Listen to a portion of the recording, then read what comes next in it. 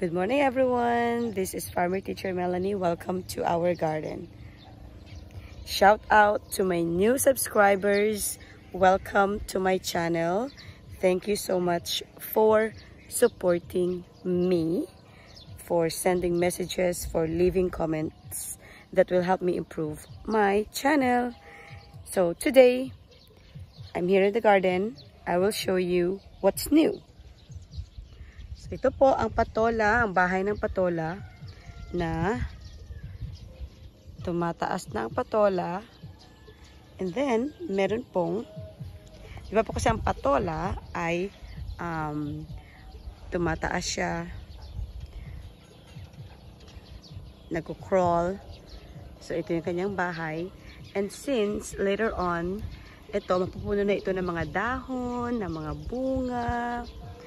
Kaya sa ilalim, we planted alugbate or Malabar spinach. Ito ang Malabar spinach. And then, tomorrow, mag-harvest na po ako. So, sa mga aking followers sa Facebook, doon po ako nagpo-post ng mga for sale para po makita ng mga kapitbahay namin na meron akong i-harvest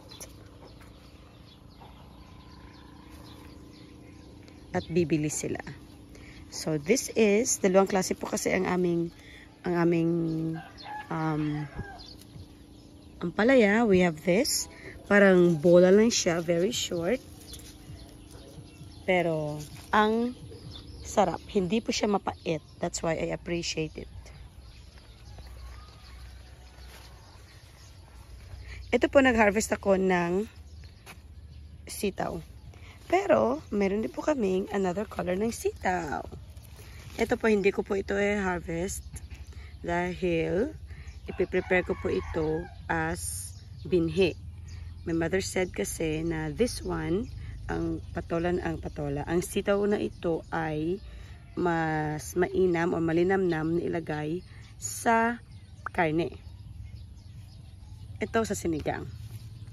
Ewan, hindi ko alam na meron palang ganyan. But, well, she's the farmer. She's the original gardener. So, alam niya.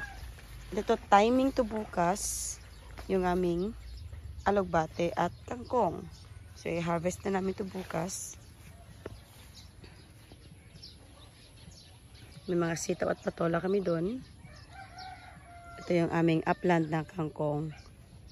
Ito yung aming saluyot. Well, we also have papaya. Actually, it's almost 7:30, almost 8 na, and ang init-init na kaya hindi na ako mag-harvest. Woke up late. I was supposed to harvest today, pero I woke up late. My fault. So, ayoko na mag-harvest if it's past 8 or something kasi hindi na siya fresh. At syempre, ibibenta ko rin and mainit, so ayoko. At ibibenta rin, so I want to deliver fresh na vegetables. That's why. So, bukas na ko sa umaga, I have to wake up early. Bukas sa umaga, I will harvest at i-deliver na.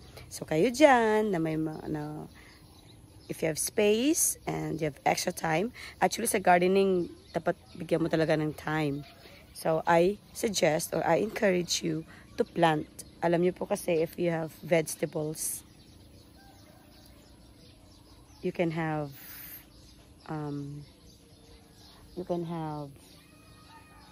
easy access, diba? Available lang ang mga fresh na vegetables.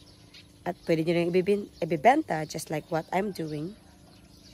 Pero, yun nga. And it's refreshing, stress reliever din siya.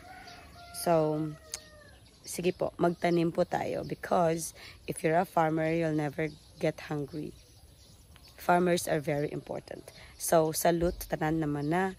So, salute po sa lahat naman na farmers. So, this is Teacher Melanie. So, this is Farmer Teacher Melanie. Thank you so much for watching. Please like this video and also mag-leave po kayo ng message para malaman ko kung, especially if you're a farmer, katulad ko, please leave a message kasi it will help me improve our garden. So thank you po. Thank you for supporting my channel. Please click the notification bell para updated po kayo before kayo mag-subscribe. Thank you. Anong gagawin ko sa nag-iisang sitaw na ito? May harvest po ako. Patola and kamatis. Thank God for the blessings. See you again. Thank you.